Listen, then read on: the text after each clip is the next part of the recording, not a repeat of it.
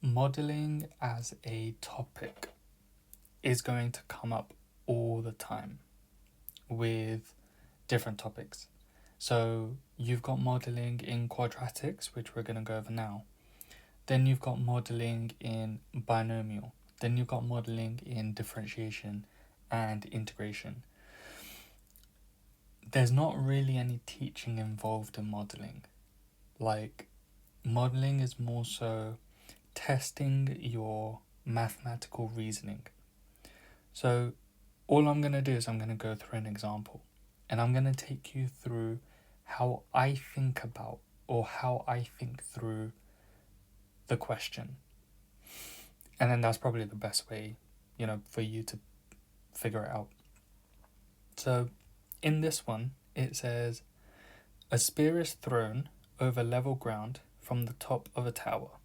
The height in meters of the spear above the ground after t seconds is modeled by the function blah blah blah.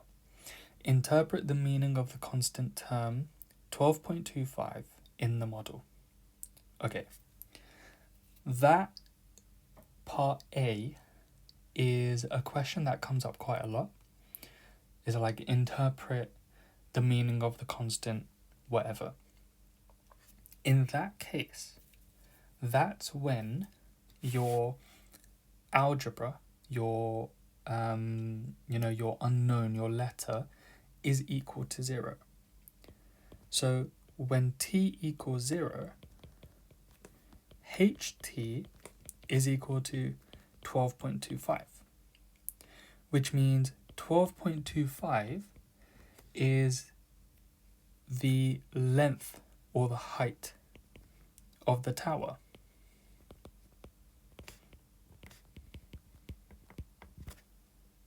Yeah, because it says a spear is thrown over level ground from the top of a tower. That 12.25 is the height of the tower. That's at t equals 0.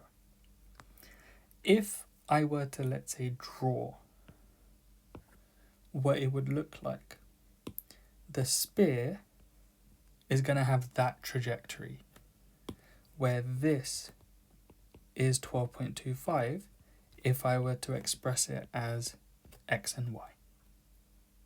Make sense? Right. Second one. After how many seconds does the spear hit the ground?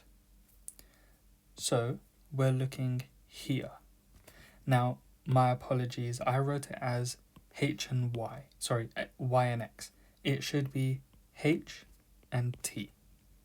H is my y-axis and t is my x-axis. It's asking how many seconds till the spear hits the ground. So we're after that blue dot. At this point, my y or h coordinate is 0. So I can make my quadratic function t minus 4.9t squared equal to 0. Make sense? And now all you want to do is solve for t. So can you try that, please? Give it a shot. Try solve for t. Now, you could have done this, or you could have attempted either of two methods.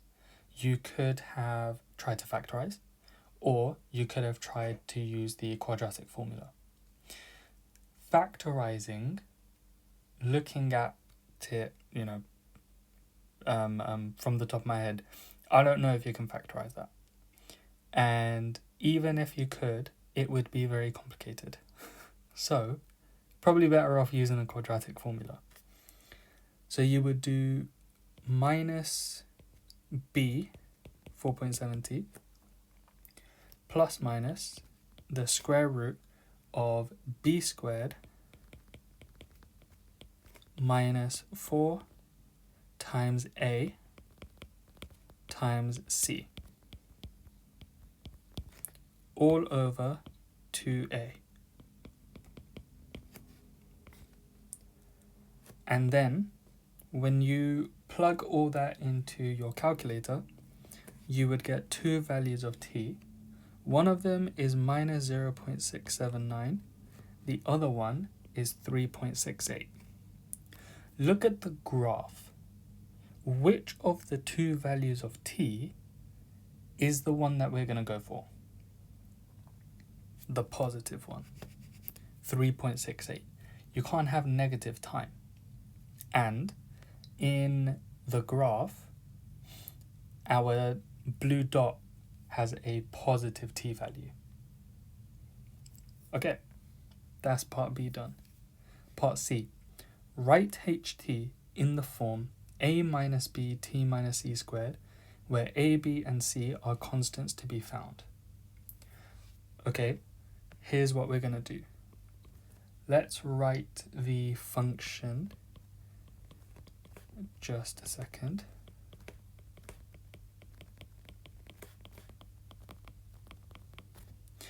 And we want a minus b t minus c all squared.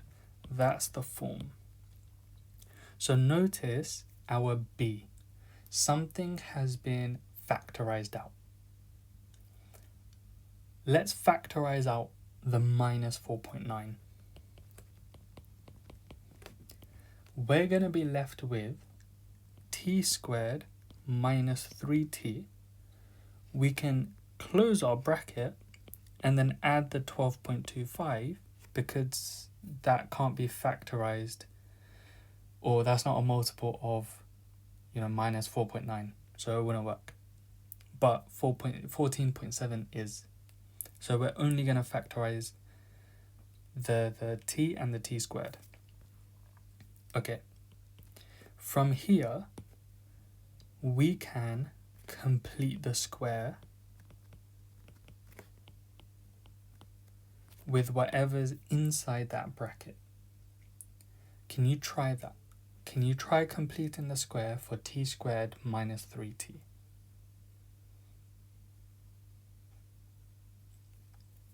Here's what you should have got.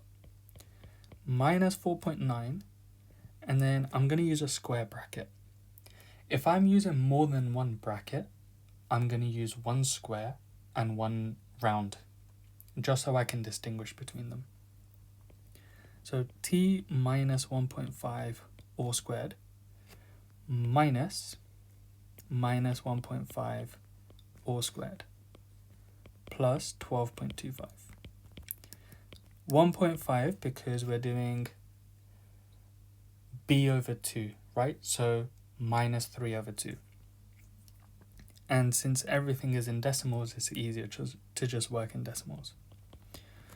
So when I simplify the minus 1.5 squared, I get 2.25, like this. Now, to get it in that format, I can multiply out the minus 4.9. So minus 4.9 t minus 1.5 all squared, and then minus 4.9 times minus 2.25 plus 11.025.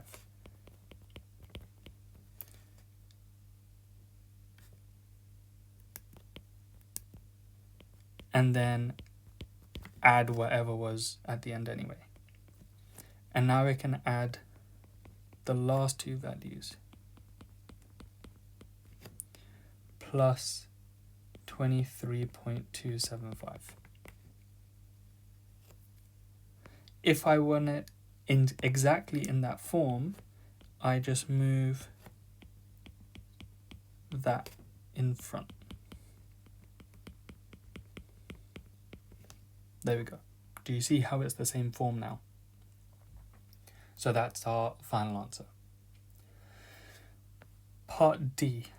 Using your answer to part C or otherwise, find the maximum height of the sphere above the ground at the time at which this maximum height is reached. So the maximum height